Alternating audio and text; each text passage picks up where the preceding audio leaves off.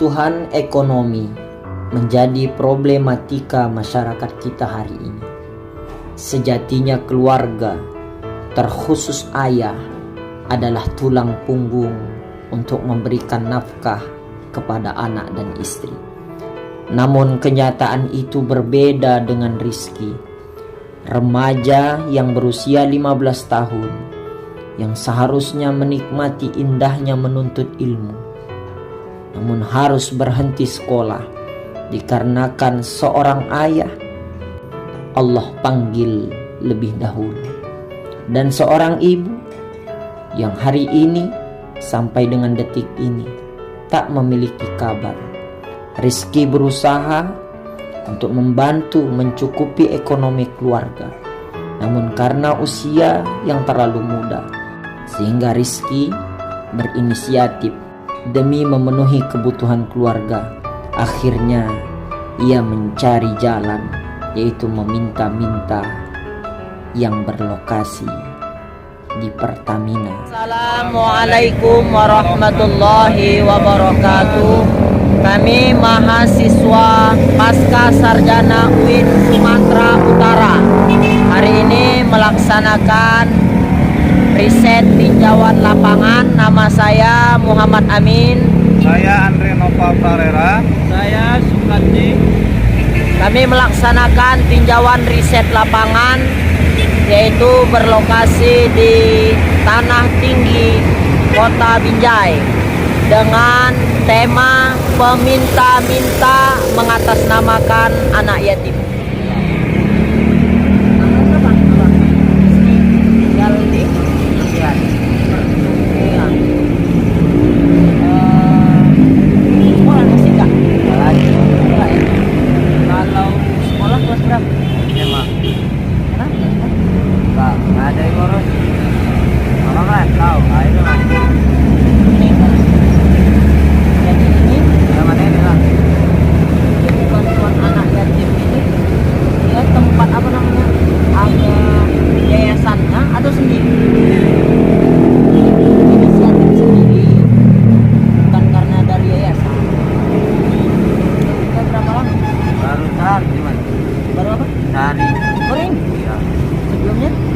Badut tak jalan. Tak kabur lagi. Balik ini lagi.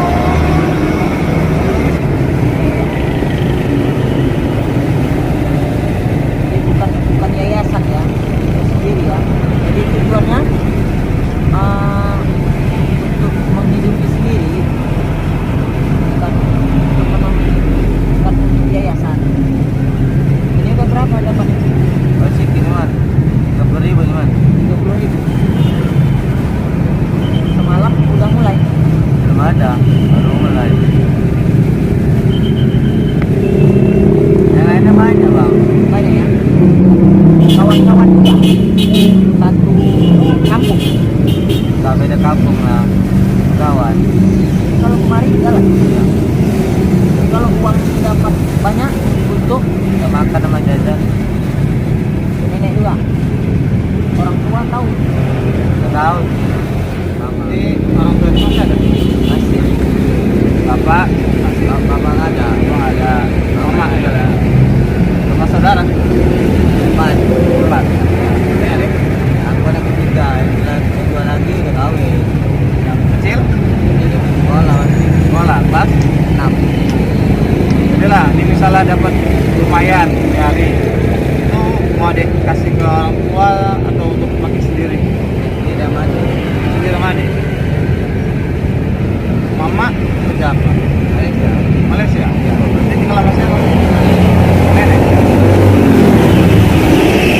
Orang tua masih kirim duit? Jarang. Sering hubungan, telepon, komunikasi? Sekali. Rumah ada gadget buat handphone juga? Jual. Ada rencana nggak kumpul kayak gini untuk beli handphone lagi? Kenapa malas?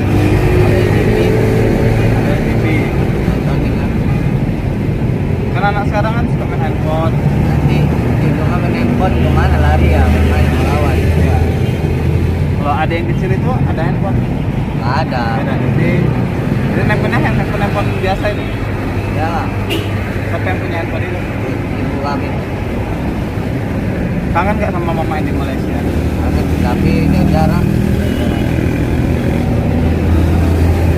Ini Pak adik dikasih duitnya atau dengan sesuatu?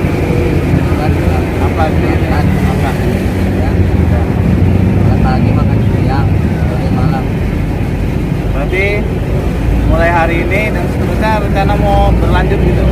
Jalan-jalan sekali, Dua hari sekali. Ini tadi bilang tadi mulai hari ini. ya besoknya lagi. Oh. Hari ini ada nggak yang kita minta bagian orang-orang yang ada? Nggak ada. Nanti di rumah ngaji nggak? Nggak pernah bang, sholat. Kami ngaji. Jarang bang ngaji, ada yang Di rumah ada yang ngajar ngaji?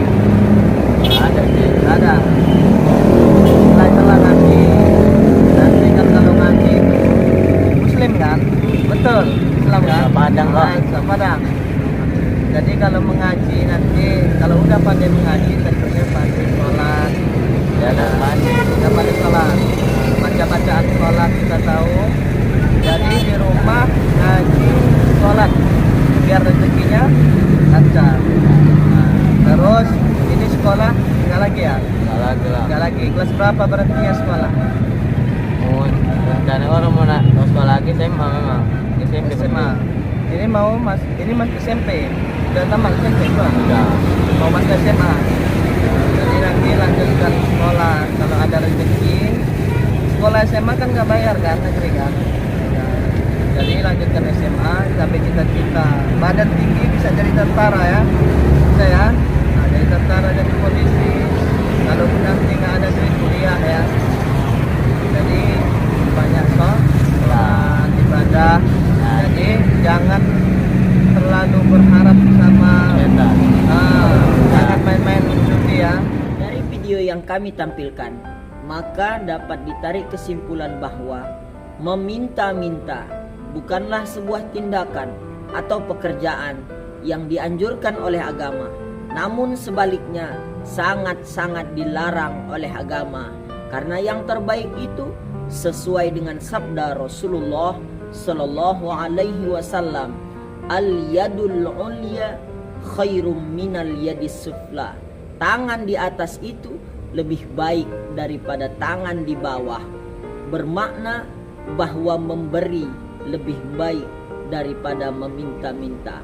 Karena kalau hari ini kita meminta-minta, maka kita melanggar fitrah sebagai manusia yang Allah berikan kesehatan, yang Allah berikan kekuatan untuk menjemput rezeki dari Allah Subhanahu wa taala, bukan dengan cara bermalas-malasan.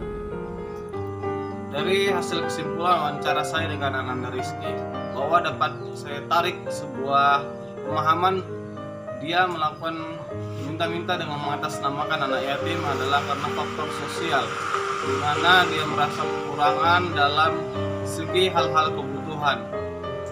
Itu membuat dia melakukan meminta-minta dengan mengataskan nama dari statusnya sebagai anak yatim. Maka peran orang tua dan orang dewasa di sekitarnya sangat penting untuk memperhatikan tingkah laku dia sebagai remaja. Bismillahirrahmanirrahim. Assalamualaikum warahmatullahi wabarakatuh. Baik, Ustaz Amin, ketika antum bertanya bagaimana kemudian orang-orang yang meminta di jalanan ini, tentu memiliki perbedaan pendapat. Di awal-awal dulu, Ana memang paling benci sekali orang-orang meminta di pinggir-pinggir jalan. Kenapa? Karena kita khawatirkan adalah ketika dia meminta di pinggir jalan, maka di saat itu mungkin jadi ada orang-orang yang kemudian mengatur seluruh kehidupannya, dan seluruh pembiayaan yang didapatkannya itu, seluruh hasil yang didapatkannya itu kita tidak tahu kemana diberikan. Jadi tentu ini sangat ironis sekali.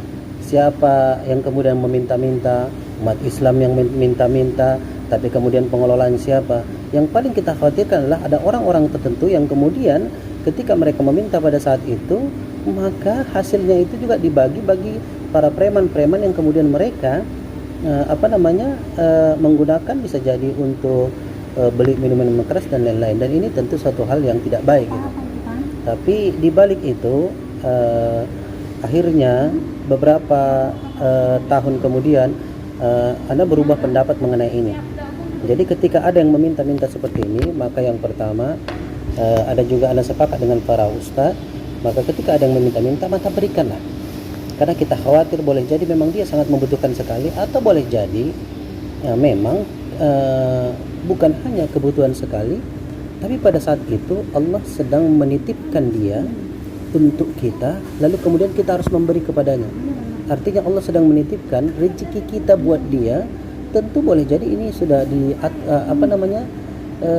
skenario dari Allah Subhanahu wa taala. Karena pernah Anda merasakan ketika tidak memberi itu, maka seakan-akan begitu banyak harta, tapi kenapa kemudian dibiarkan? Itu. Tapi terkait semua itu untuk apa digunakan, sampai akhirnya saya tidak berpikiran itu lagi. Kalau ada yang meminta-minta, menurut kita layak untuk diberikan, saya sepakat berikan saja. Jadi kembali kepada kita masing-masing bagaimana itu. Saya pikir demikian. Ustaz Amin, semoga berkah. Assalamualaikum warahmatullahi wabarakatuh. Demikian video dari kami untuk memenuhi tugas mata kuliah fikih kontemporer yang diampu oleh Bapak dosen Dr. Ali Imron Sinaga MA. Semoga bermanfaat bagi kita semua dalam menjalankan kehidupan sehari-hari, dan semoga menjadi muhasabah diri dan iktibar pelajaran di dalam menjalankan kehidupan sehari-hari. Ila liqa' ma'assalamah. Assalamualaikum warahmatullahi wabarakatuh.